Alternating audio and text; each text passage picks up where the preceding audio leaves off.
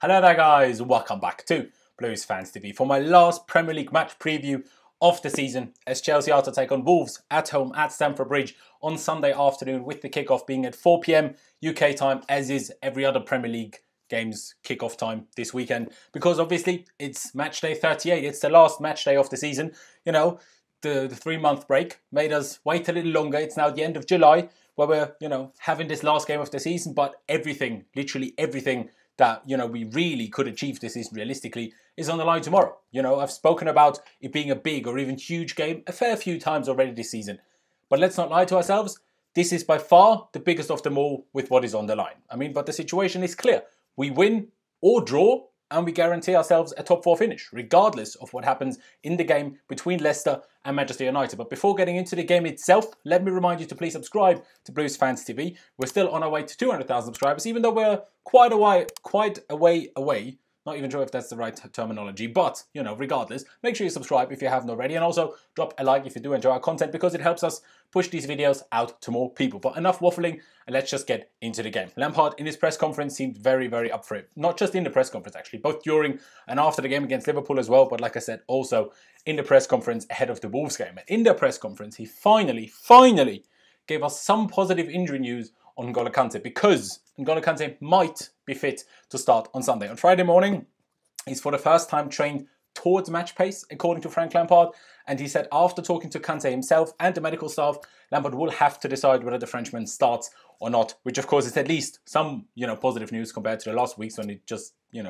said, no, he's not fit. Bloody brilliant. So at least, we have some sort of hope, going into this game that Kante might be involved. And with that said, let's get into the team that I would personally field against Wolves on Sunday. And you guys know I'm usually everything but the biggest fan of the 3-4-3 formation. But if you've watched me for long enough, you'll also know that in my opinion, against teams that also use the 3 at the back formation, as shown, for example, by the game against Manchester United, at least until just before half-time when they, changed their system, we usually somehow do well in it against, like I said, other teams that are in the 3 at the back system. And everyone knows 3-4-3 is exactly the formation that Wolves pretty much always use, with a cheeky 3-5-2 thrown in there every once in a while, but I don't think I've ever seen them playing a 4 at the back since they've been promoted to the Premier League. So, that's that. And with that being said, I would personally actually go for 3-4-3 again against them. Some people might call me crazy, some people would definitely not have expected that from me, but that's what I would do. As crazy as that might also sound, I'd actually stick with Kepa in goal. Although I'm really not sure it's actually the best idea after, all the criticism he's received after the last game, whether he was at fault for all of the goals or not, whether you agree with that or not. The criticism definitely wouldn't have gone past him. So whether it's the best decision to actually start him just for a confidence reason, I'm really unsure. But I'm going to stick with him. I'm just going to go with my gut feeling. I don't know whether it's the best idea or not. I'd also actually stick with the same personnel in the back 3, and actually even the same positioning of Usby on the right, Zuma in the middle, and Rudiger on the left. Even though I had already decided when I did my notes, in the research or preparation for this video, I did already decide on playing Zuma on the left again, like he did against Man United. But then I thought about Adama Traore.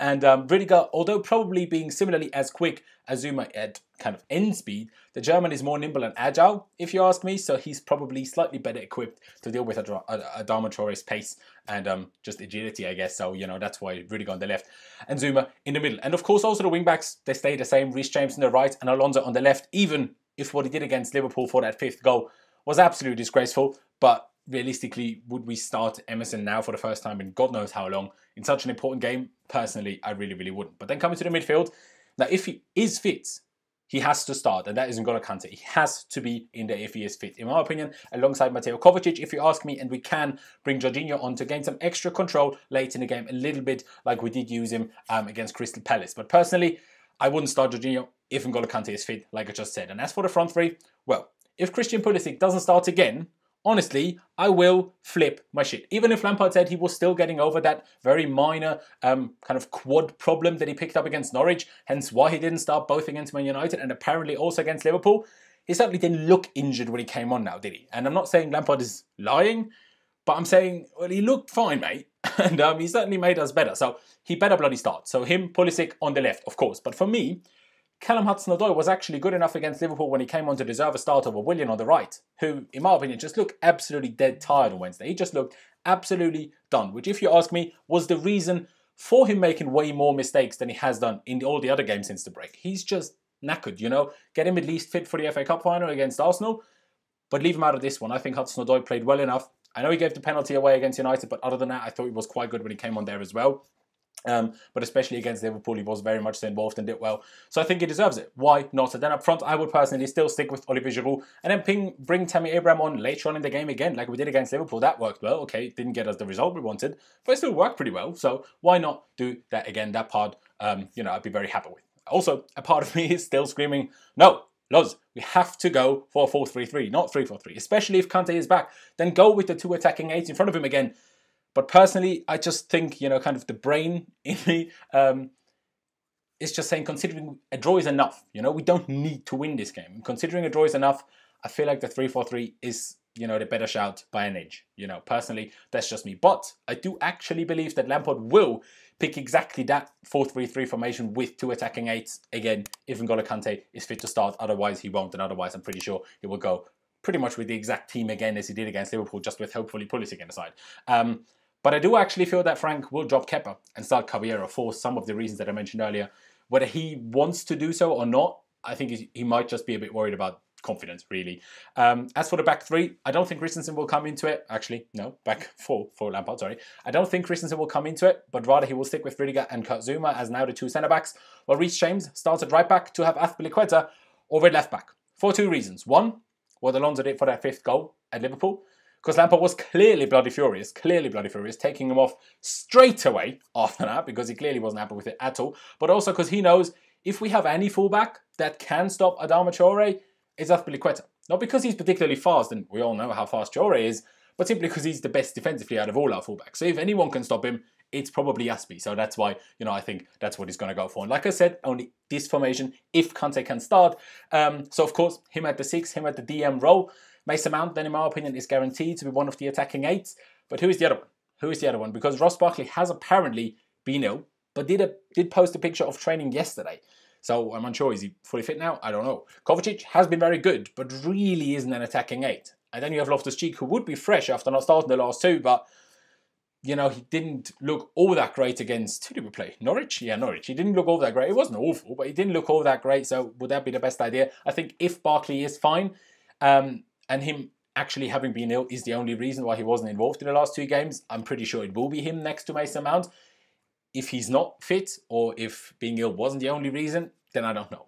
You know, whether that will mean then starting Kovacic as an attacking 8 and just telling him to be more attacking, or if that will be Ruben, I just don't know. But in the lineup, as you can see on screen, of course, I just went with Barkley because I assume if he isn't ill anymore and he did post a picture from training, he will probably start. And then as for the front 3, Pulisic, Willian and Olivier Giroud, I'm pretty damn sure that is what Lampard is going to pick. I'm pretty damn sure about that. As for the game itself and how we should approach it, of course, go into aiming to win. You know, we need to approach it that way. And the boss made that very, very clear himself in the press conference as well. But we can't forget that a draw is also enough. And we're not there to make up a 3-0 deficit. So we don't have to go all out and, you know, all guns blazing, making ourselves vulnerable on the counter. That should not be what we're doing. And one thing I would like to see for once is us not giving stupid fouls away in and around the box. And I know Kovacic, you know, foul on Mane wasn't a foul that led to obviously Liverpool's 2-0. But still, don't even put ourselves in those situations where we, you know, can give those fouls away. Let's not do that for once. And I would also like for our defenders to try their very best to not concede corners either.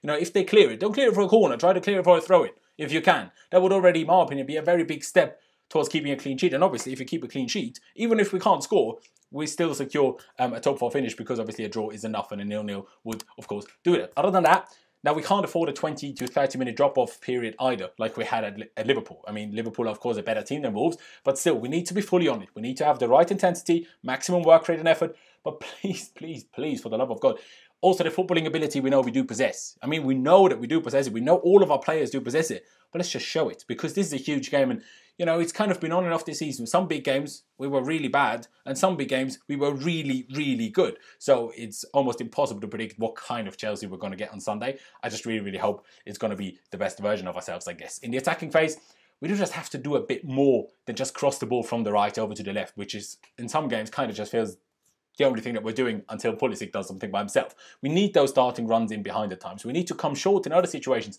We need to have movement and interchanging between the attacking players, Also shoot from distance now and again. Why not try it? Either you get a deflection, you get a corner, can score from that, or the deflection puts it into goal, or you get a handball penalty. Just try it. And also, you know, touching on penalties, go for those one-on-one situations in the box, especially with Pulisic, but also Willian or Callum Hudson-Odoi, whoever starts. Because if we do that, there's always a chance we will get a penalty or create a good chance from it that we might just score from. So go for those one-on-one situations in the box. I think that will be a massive part in getting a good result out of this game as well. And then just to quickly talk about Wolves as well, they're obviously a very good team. I touched on their formation earlier already, but you know, they're obviously really good with a hugely impressive rise from the Championship just a couple of years ago, really. And they're 6th in the table for a reason, because they're good, with a very good manager and some top-class players like Raul Jimenez, Adama Traore, Ruben Neves, João Moutinho, and a few others as well. You know, they don't just have a couple of good players, they have many, you know, very many good players, really.